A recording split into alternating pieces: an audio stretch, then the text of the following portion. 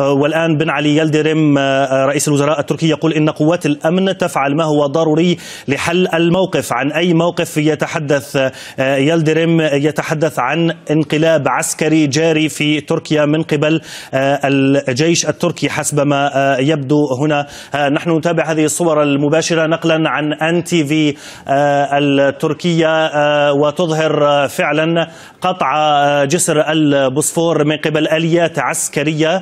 إذن بن علي يلدرم يقول إن هناك تحركا عسكريا دون تسلسل للقيادة العسكرية. سيداتي وسادتي، نحن معكم في تغطية الآن مفتوحة فيما يبدو أنها محاولة انقلاب عسكري ضد رجب طيب أردوغان الرئيس التركي. هذا ما أعلنه إذن رئيس وزرائه بن علي يلدرم. نحن نشاهد الآن جسر البوسفور في اسطنبول الذي تم قطعه وإغلاق حركة المرور أمامه من قبل آليات عسكرية. معي الآن مباشرة على للهواء أوكتاي يلمز من اسطنبول الصحفي التركي. مرحبا بك معنا أستاذ أوكتاي، ما الذي يحدث؟ مرحبا. يعني على ما يحدث أنه محاولة للانقلاب العسكري. يبدو كما صرح به رئيس الوزراء بن علي يلدرم، يبدو أن جناح من الجيش التركي يحاول الانقلاب على النظام الحكم في البلاد.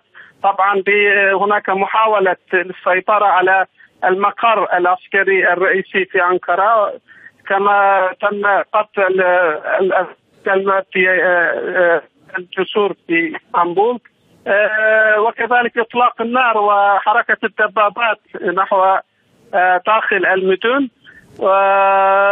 يعني انقلاب، نحن يبدو أنه أمام محاولة الانقلاب نحن، ويقوم به جناح من الجيش التركي. نعم. يقال أن هذا الجناح يعني أو الضباط الذين ينتمون إلى هذا الجناح هم ضباط من جماعة فتح الله جولان.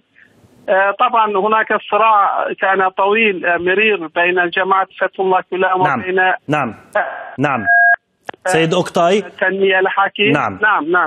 نعم سيد أوكتاي، أشكرك على هذه المداخلة.